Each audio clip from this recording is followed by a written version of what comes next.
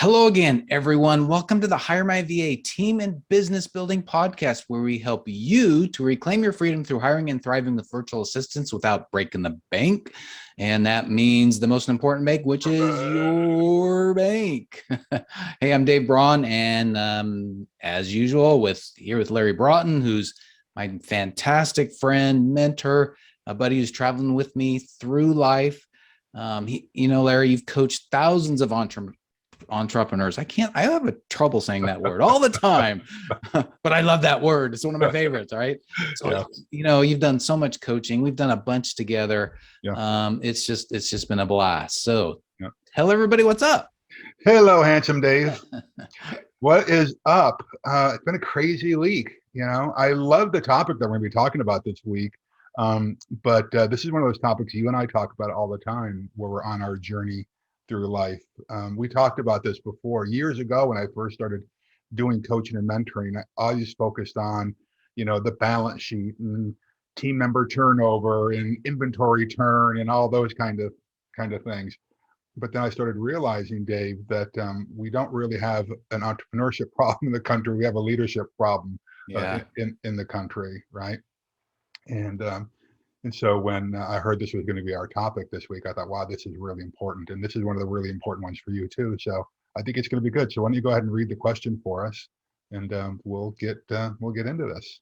Yeah. So the question for this one is how to be a great boss. And I think it spills over kind of into how to be a great leader, right? Yeah. And you and I, we were preparing for this earlier today and actually some this last week. And, we came up with like 15 of these characteristics of being a great boss or a great leader. Yeah. And of course, there's probably more out there, but 15 we thought that were really, really important. Yeah. Now, of course, you and I talked about it. It's like if we want to go a little bit in depth in each one of these, we're not going to get all this in one episode unless you want to be here for hours. So we're going to do this in 2 episodes, I think. So this first part, we're going to do for 7. And then in the second part, we will do the next 8. Now, the second part is going to be episode 90, and this is episode 89.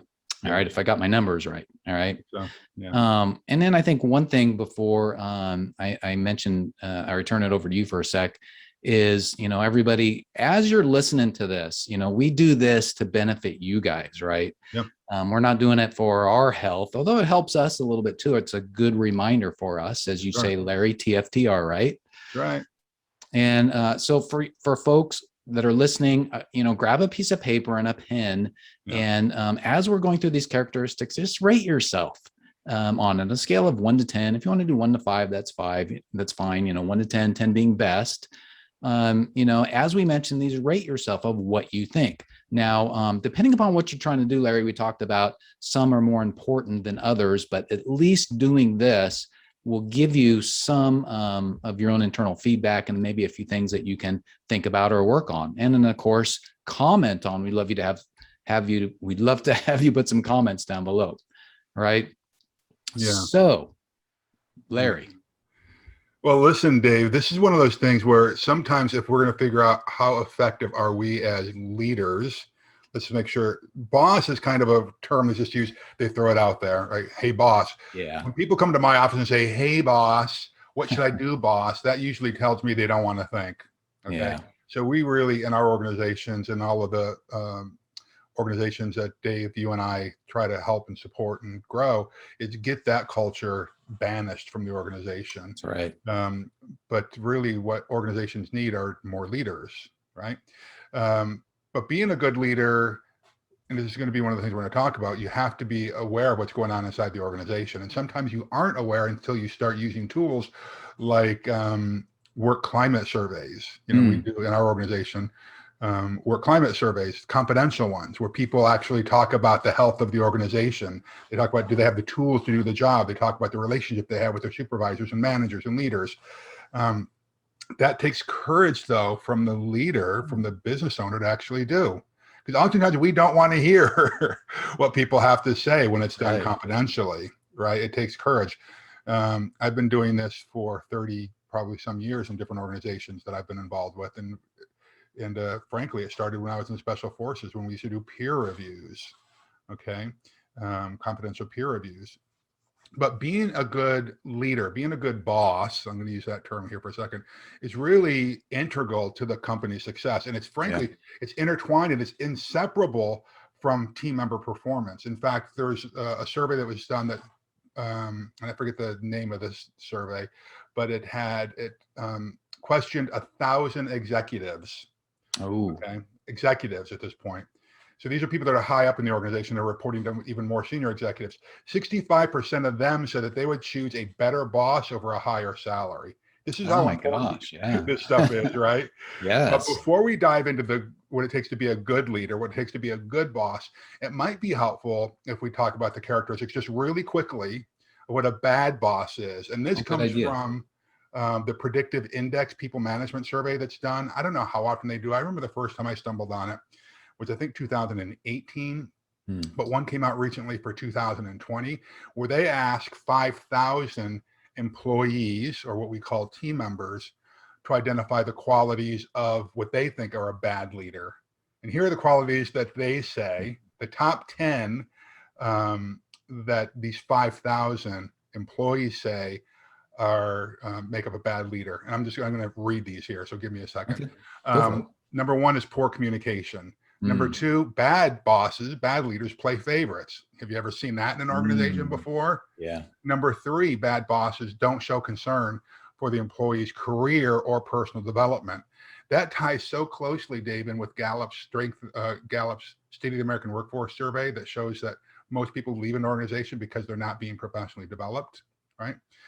The number four thing that these 5,000 employees said was problematic with bad bosses is that they badmouth team members behind their backs. Gossip kind of thing, right? Yeah. How bad is that?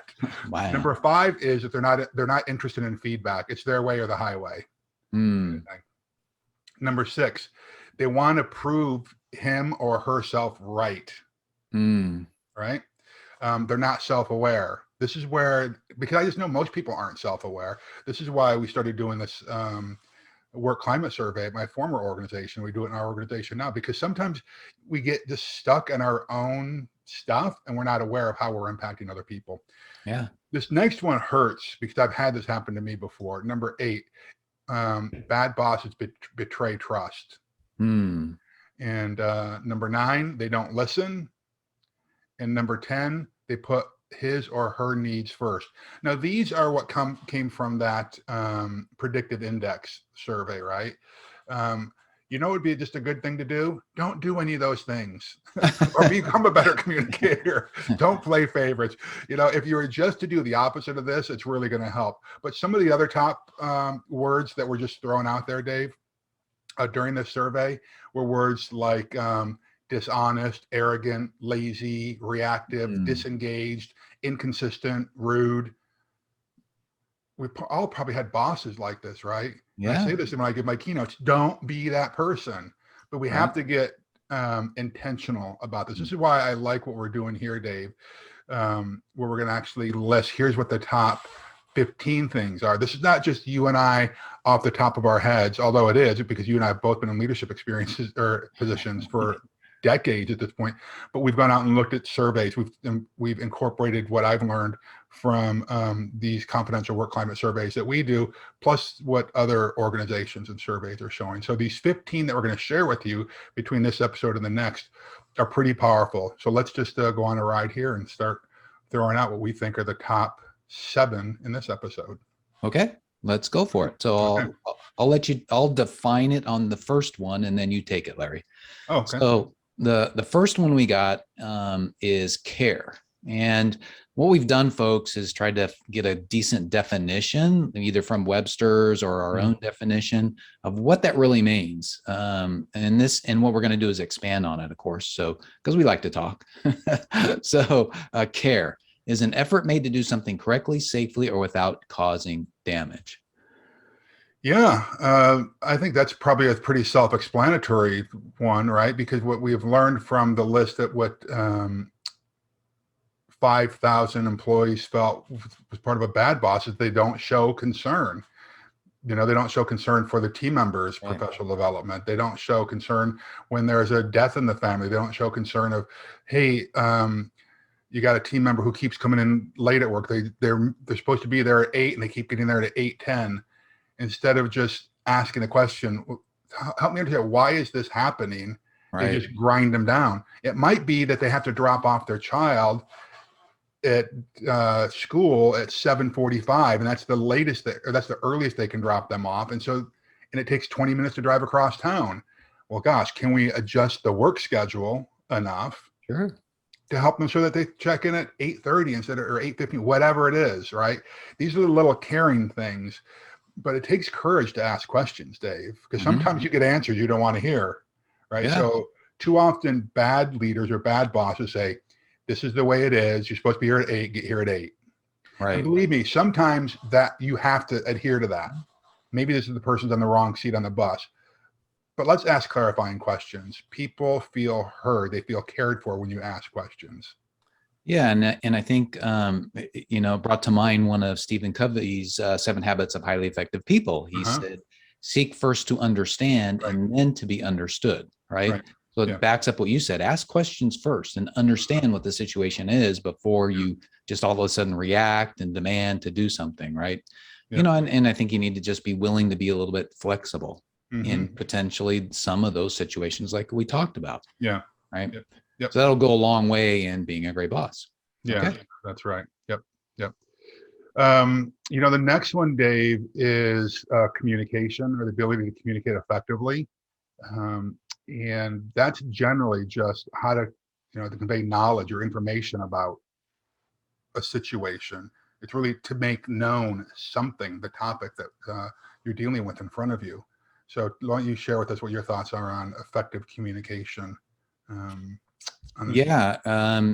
really, we were talking a little bit about this. There's multiple things you want to be able to communicate to your team. I think, Larry, we were talking about vision being one of them. I think priorities is a good thing to make. It's actually required. If you're going to have an effective organization, if you're going to be an effective leader, you got to do that. And we'll talk about that in a sec, a little bit more, but there's that. Then there's one of the things that I love to do is communicate client feedback to my team. Make sure that goes through the organization, because that shows that you're accomplishing your vision and that you are making a difference as a company. And that's one of the things that people they love to have that, to know that they're making a difference. It puts makes their, I don't know how to say it, but it just makes their work life better, lighter, and it gives them a little bit of a push and an oomph to keep going. And that works great for me too. I think we've talked in some of these other podcasts that we've done episodes about communication, but I think you and I are more along the lines of over communicating than under communicating, and dealing with, and there's consequences either way, but I think over communicating has less consequences than under. And it doesn't mean over communicating and sharing somebody's private things. You got to obviously obey the law, like health issues and stuff like that. Sure. But I think it's better to over communicate than under. Well, I think particularly during times of crisis, one of my mantras is the best form of communication during crisis is over communication, right? People have to feel like they're in the loop, right? And that doesn't just include, although it does include, it's a very important part of communicating the company's vision, the mission, the strategic goals for the organization. Where does a team member fit into the workforce? When team members understand that, they become more engaged. They're absolutely more productive. But this form of communication comes in a lot of ways. It might be through memos. It might be through team meetings. It might be through morning stand-ups. It might be through quarterly state of the company addresses. There's a lot of ways to communicate the goals, expectations, vision, mission of an organization. It's one of the reasons, this is not a shameless plug, but I think it will be a helpful tool. Dave, one of the books I'm working on right now is on storytelling and the power of storytelling, right? One of the things I say, that if you want to be a transformational leader, you have to be a master storyteller, right? What do they say? Facts tell, stories sell. Right. And prior to the written word, things got passed down from generation to generation for centuries. I don't know how many centuries, a lot of them through storytelling. And that's the form of communication, right? Communication is really powerful. We hear it all the time, Dave, don't we? That oftentimes team members feel like they're in the dark. They don't know what's expected of them. Communication is so vital. And I've always been flabbergasted at why more leaders, managers, bosses don't communicate, but I really think it comes out of fear. Yeah. I think it's a fear-based thing. Agree. Good. Okay, that was awesome on communication. Number 3 is prioritize. Okay. And really the definition, and we've got some added stuff to define this, but the definition is to list or rate like projects or goals or things like that in order of priority. Okay, so what do we think that priority really means? Well, certainly when you prioritize, it's going to depend on what's going on in your organization. And the reason I think this is important for a leader to prioritize, Dave, is because leaders oftentimes have more information about what the strategic goals are of the organization. So we have to prioritize a sense of urgency, like how soon does this need to get done? Yeah. We need to prioritize sense of importance. How much does this really matter to the success of the organization? How much does it matter to the client? And what our deliverables are, and we have to prioritize the significance of the task. How long is this going to take? How many resources need to be dumped into this thing? But this comes down to communication as well. If we know what the priorities are for a specific task, project, goal, whatever it is, but we're not communicating that to the team, it's worthless. Yeah. Right? Because here's the thing. Most work environments are dynamic. They're not static. Things change all the time. So what's a priority today might not be a priority tomorrow or next week or the next quarter, right? That's right. So we have to communicate this, but it does take a sense of diligence and intentionality to actually set what priorities are. And Dave, you and I, we used to set 12-month goals and priorities. Right. And what have we done? Because we know that things change so quickly. We've moved that down to 12-week goals. Things change so quickly in a year nowadays. Doing a 12-month goal and not doing anything about it is really not very effective. Things change quickly. Priorities change often. Then we need to communicate those priorities. And here's a little warning. And guess what, folks? If you don't prioritize as a leader, as a boss, if you don't do this, then guess what? It's going to get set anyway. People are just going to your team is going to work on whatever they think is the most important, right? Or, what ends up being the most urgent, because that's typically what we will do in the absence of other things coming in the absence of thinking through what needs to be done first. We will just default to the urgent. Whoever is screaming the loudest, that's who we're going to default to. And as a leader of an organization, you don't want to do that. You want to balance, the urgency and the importance. And of course, as Larry said, the significant, right? The long-term type things. You want to balance all of those out. So make sure that you, prioritize in your organization. And Larry, the way that we do it, and the way we like to do it is we set, like general priorities for the organization, right? In the absence of other information. So for example, the way I do it in my organization is I say, current clients that we have, those come first. In the absence of other information, current clients come first.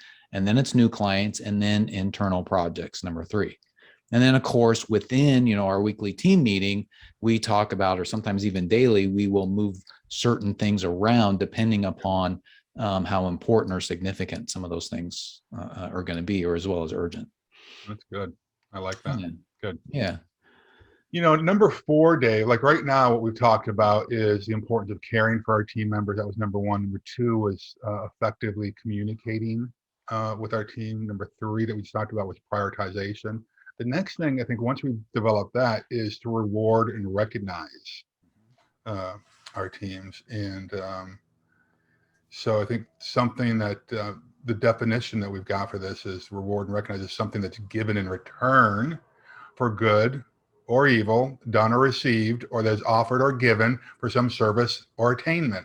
All right. So in the work environment, what does that mean? Well, it means like recognizing performance and then giving some kind of reward. And that reward might be a variety of things. And we can talk about that here in a second. I'm sure that your minds are spinning right now. You probably got a lot of ideas on that. But number two, on this definition for rewards and recognize is it's a stimulus. Like in the old days, it would be food, right? That's administered to an organism that serves to reinforce a desired response. When I read that, I was thinking like, okay, when I was training my dog, right? Yeah. Treats helped me train my dog. So that reinforced, right? Here's what I want you to do. When you sit or when you shake, you're going to get a little treat, right? Until it becomes habit for him. So when I ask shake, he sits and shakes, right? I don't need to give him a reward every single time, right?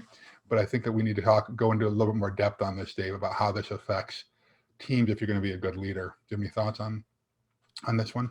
Yeah, well, one of the things is, Larry, if you remember, we did it a little bit ago, I think, is we did a three-part podcast series on how to recognize team members. Yeah. That was 76, 77, and 78, where we went really, really, really in depth in it. We did. And I think a good summary of that, and I want you to add on to this, a good summary on that is really how you're going to recognize or reward people is understand them enough so that you understand how they feel best rewarded, because some people may feel like maybe they're best rewarded by money. It could be giving money to their charitable organization that they support. It could be you spending some time with them.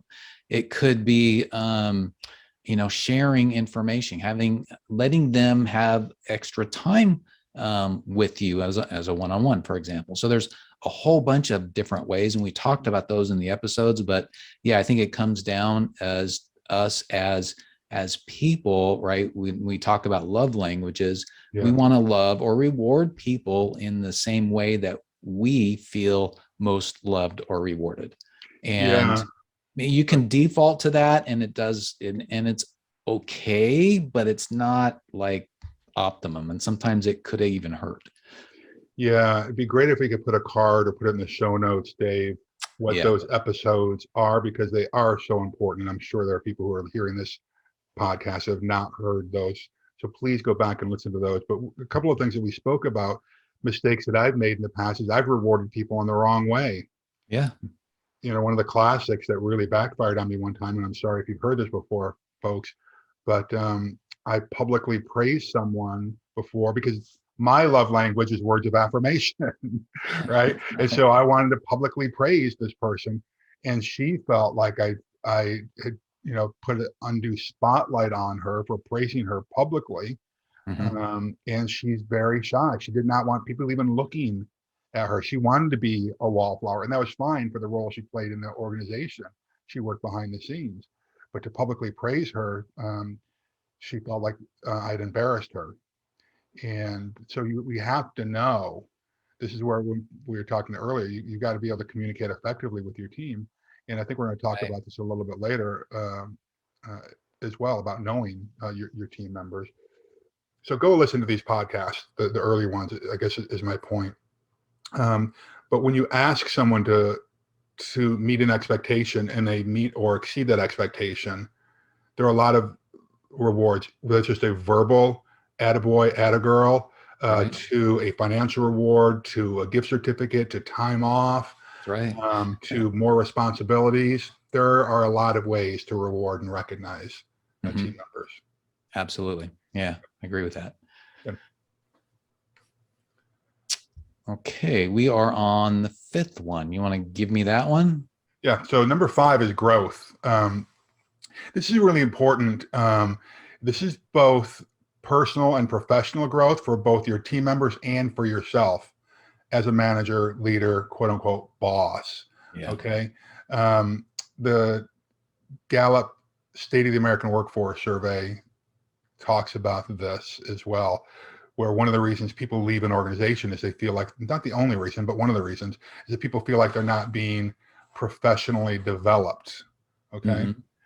So Dave, with that setup, I'm going to hand that over to you, and I can kind of chime in if I've got something to add. Yeah, and like the definition we have is, you said professional development. It's a progressive way, So as I think as leaders, there's two main aspects of this. One is obviously you're helping your team to grow, but then you want to be growing yourself as well. And so there's no reason when we talk about communication up above, there's no reason why you can't communicate to your team, hey, here is the stuff that I'm working on. Here's the education I'm getting. Here's the business book that I'm reading. Here are the podcasts that I'm listening to. Talk about how you are professionally developing yourself. And then hopefully with being a great boss is they're going to want to follow suit. Larry, when we talk about hiring folks, we talked about make sure that they're motivated and they have a high level of integrity and a high level of capacity, right? So hopefully you hire the right kind of folks. They're going to want to be professionally developed. They're going to want to take control of the path for growth for them. But as a leader, you need to give them permission to, and there's times when you're going to need to help them do that as well. You're going to need to ask them about it. There's some simple systems that you can set up. And we talk about this in our course and community. You can have a library of books that people can check out. You can do you've done, I've got one right here, a peak potential pack that you've done in your organization that you give out on a regular basis for your leaders to read and learn and understand and to actually do a little quiz on. So you can do that. One of the things that we like to do in our organization is on a regular basis is we do it's a lunch and learn within our team. We do it at different times. You could be at, we've called it before breakfast and brainstorming. So we do it different times of the day, depending upon, the schedule of folks. But the idea there is that you would assign somebody on the team to give a presentation on what they know about a subject. Ideally, it's about something work related, but it doesn't always have to be. You can break it up.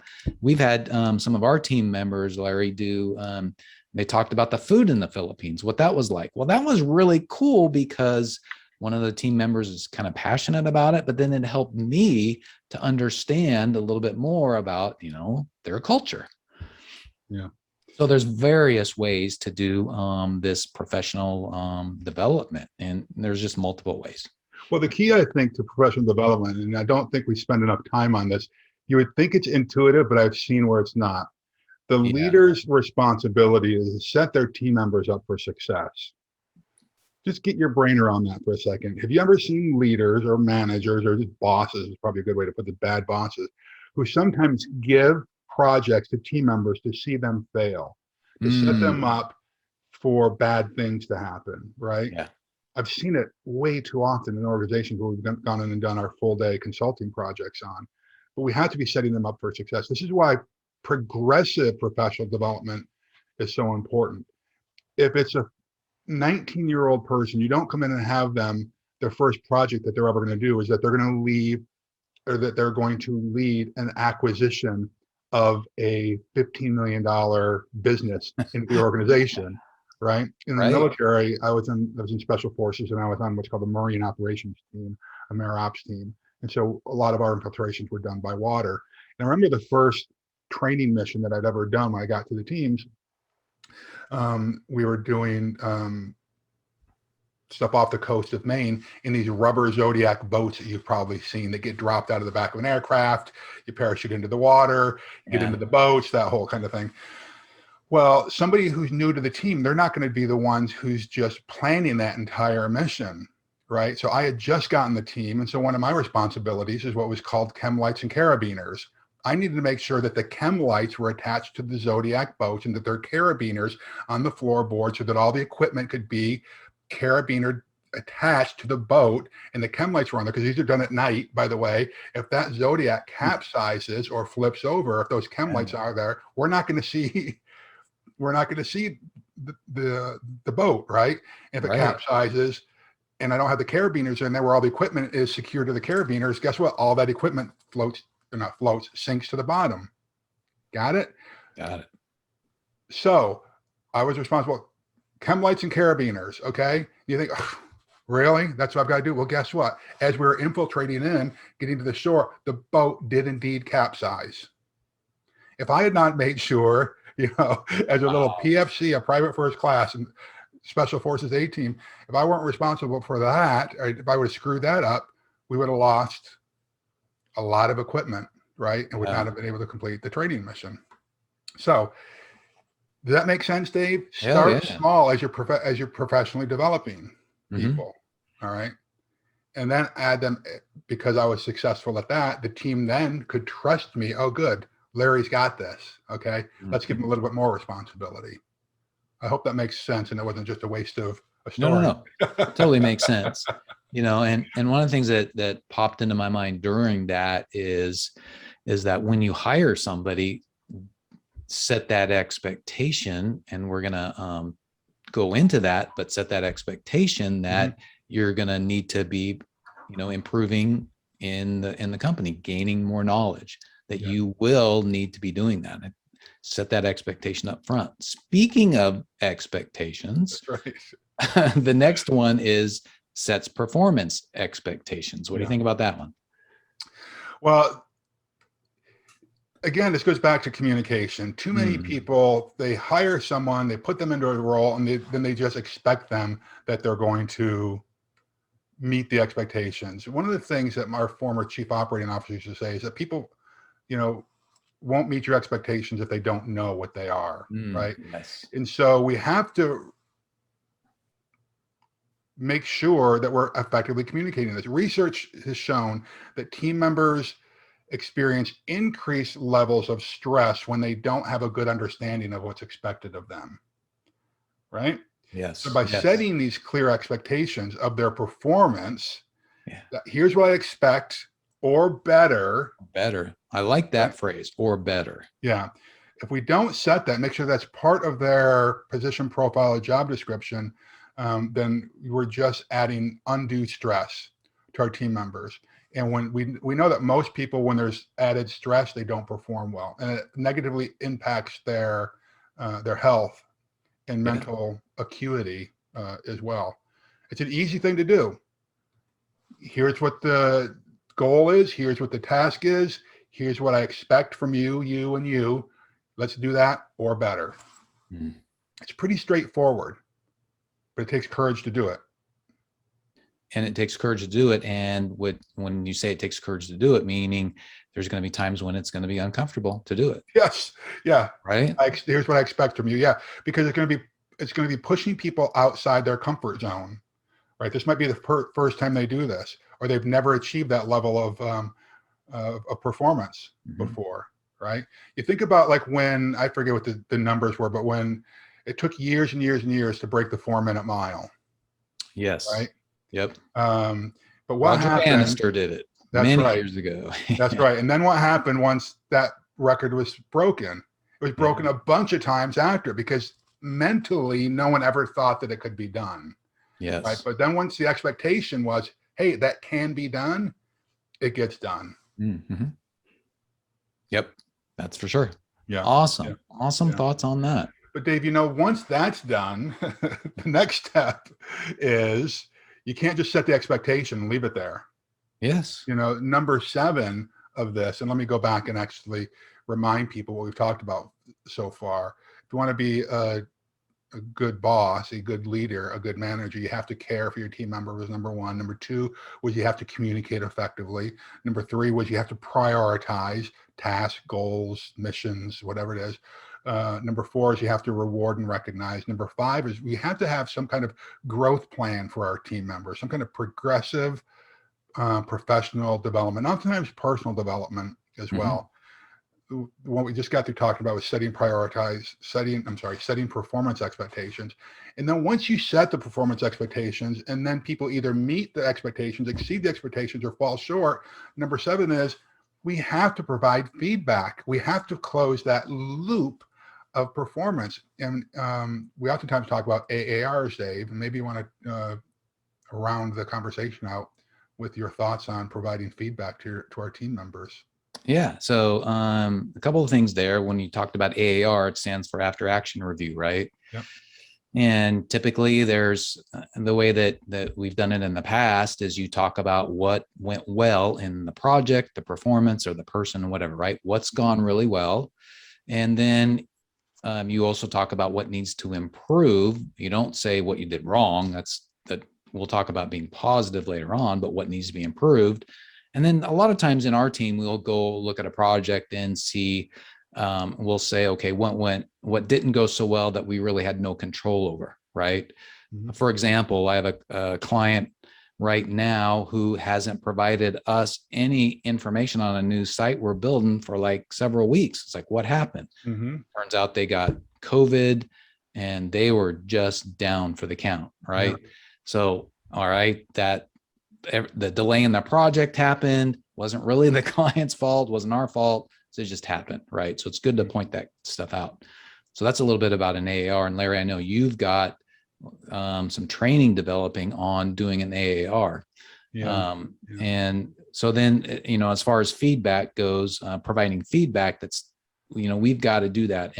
But you got to provide feedback as much as possible, not off of the top of your head.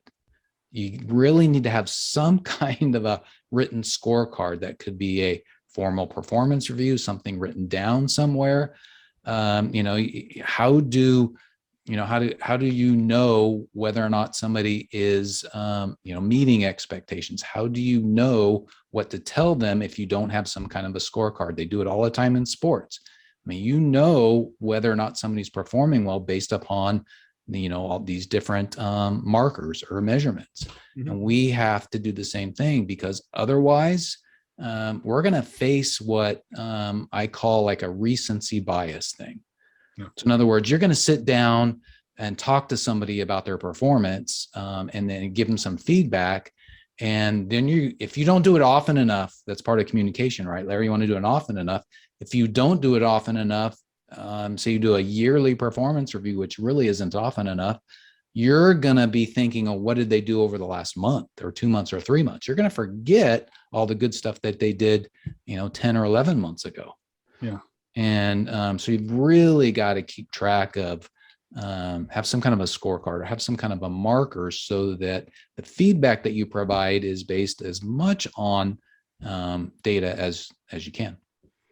Yeah, hopefully everyone, Dave, is doing at least annual performance reviews. Yeah, that's like the minimum, right, Larry? Of course. Now, on the AAR, let me touch on that first, and I'll come back to the performance appraisals kind of thing. In the military, I mean, the easy way to remember AAR is after action review, but what do we do right? What do we do wrong? How can we improve the next time? Yeah. Okay. And of course, as you were saying, there's nuance into that. You do all of this without placing blame. Yes, exactly. It's your fault that we screwed up. It's your fault. That just shuts it down. It can become a battle, particularly if you're dealing with type A hard charging people that are on the team. And that's not oftentimes effective. Now, patterns begin where Larry is always the one screwing up and he's always dropping the ball on this. Then we need to do some real coaching with him to either coach him up or coach him out or off the team.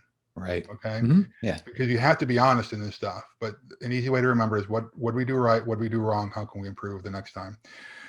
And I love your point, Dave, about having a scorecard. However, don't let that prevent you from doing spotlight coaching.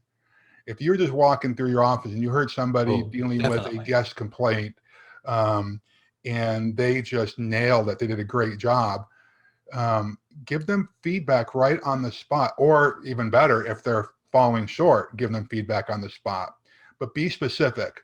It's nice to say, hey, good job on that, job well done. But if you can be specific, say, hey, I really like the way you handled that guest complaint just now, that you kept your cool, you were offering alternatives, you invited them back, you sought feedback, whatever the standards are in your organization, be specific on it. And if there are ways that they can improve, say, hey, that was awesome the way you did that. Next time, let's kind of tweak this a little bit and see what happens. See if we get a little bit different result from it. And then let me know how that goes. So just because you may not have a formal scorecard, don't let that prevent you from doing spotlight coaching. One of the things I used to do in our former organization and in the hotel company here for a long time, and it just reminded me we stopped doing them, is that we would give really brief performance appraisals within the first 30 days of being hired. Too often, Dave, people wait until or they don't do it at all until day number 89 of a probationary period. Yeah. Before they give any feedback, right? And that's just not good, because in the first 30 days, you know whether someone's going to work out. You do. You've got a pretty good gut feeling. And so you can let someone go at that point because they're still in the probationary period, or you give them feedback, say, hey, let's tweak this a little bit.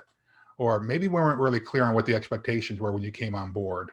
Okay. But now's the time. Before we get too far into this, let's make sure. And it gives them the opportunity, the team member, the opportunity to say, you know, Larry, you said it was going to be this way and it's not. And so I'm going to step down.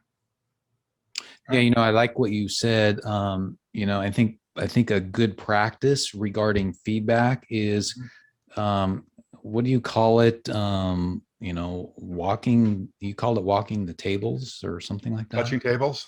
Touching tables. In the restaurant business, yeah. A good manager needs to be close enough to their guests, their patrons, where they can actually touch the table. And you notice good managers, they still old school trained managers, they come and they'll literally put their hand on the table so that they know that they're close enough. Instead of just walking by, I had this experience at a restaurant just the other night. The manager is walking by, hey, how's things going? Talking over his shoulder to us. It's like, you just felt dismissed, like, okay, he's just checking. Right? But if you can do that with your team members as well, some people call it walking the four corners, but actually, yeah, touching tables is a good kind of habit to get into when it comes to offering and seeking feedback from your team members. Yeah, and I think in the virtual world, it's a little bit harder.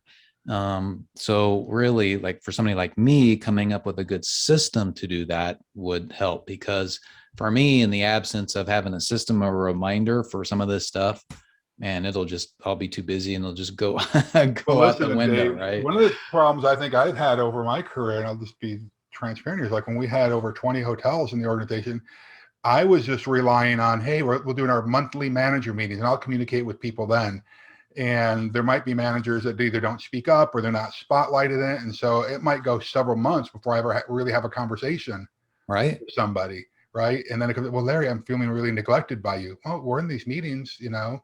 It's like, what I need to be better at is when we do have, you know, lots of people that are working remotely, is even if I don't get to their facility, or Dave, you don't get to the Philippines, is to have one-on-one Zoom calls with people. Hey, I'm just checking in. How are things going? Ask questions. Right. Absolutely. It's hard to go on and offer feedback if you don't have a relationship with somebody. That's good. So point. build the relationship first by asking questions and then offering feedback. You don't have, if all you do is come in, the only time they see you is you're beating them down. You screwed up on this again, Dave. It's like, I have no credibility. True. Yeah. Wow. So that was seven powerful ones. We got 8 more in the next episode, Larry. We went, I think we went longer than we thought we would, didn't we? That never happens, does it? No, never. Never. All right. Well, quick summary: care, communicate, prioritize, reward, recognize. Number 5 is growth. Number 6, set performance expectations. Number 7 is provides feedback. Whew. All right. Well, folks, let's wrap this up. Thank you all for joining us today. Remember, building a team is the way to reclaim your freedom. And of course, we're here to help you with our course and community and our white glove service, where we find a rock star VA for you. So 3 things right now we'd love for you to do for us, and we'd really, really appreciate it. Number 1, subscribe to the podcast if you haven't already done so. You know, either on your phone, iPhone, Android phone, whatever it is, or if you're watching on YouTube, do this. Hit the subscribe button and then click on the little bell next to it so that you get reminders of these new episodes. Number 2, give us a rating, preferably 5-star. Leave a comment below this video. Give us a like, because we want to get the word out, right? And if you leave a comment, we will reply. Number 3, go to HireMyVA.com for more information on our course and community, and of course, our white glove service. Remember, though, even without experience, you'll learn how to prepare for, hire, and thrive with virtual assistants. Larry and I have helped a lot of folks, and we'd love to help you too. Just go to HireMyVA.com. Yeah, and I just want to remind you folks that Dave and I do this type of corporate training all the time. And if you find that you're in over your head when it comes to dealing with building your team, you're having leadership challenges, or you're finding that your productivity has dropped and you're just way off the rails, feel free to give us a call. We do both virtual coaching. There's times when we come in and we'll meet with you in your organization. We've worked with nonprofits, Fortune 50 companies, entrepreneurial startups, in virtually every industry that you can think of, from cannabis to manufacturing to crying out loud, alcohol-related businesses, retail, hospitality, and just about everything that falls in between. So if you are feeling like you're struggling, you need some help, feel free to reach out to us, and we can probably develop a program that's going to work for you. If you're part of the Hire My VA or the Victory program, obviously you've got access to us through the course and through the community and our monthly calls. Please participate there. By doing this stuff, you're going to help yourself, you're going to help the community. And as I always say, stop seeking success, but rather seek a life of significance, my friends. Okay. Absolutely. So God bless you. God keep you. God hold you. All right, my friends, go get them. We'll see you on the other side. Bye.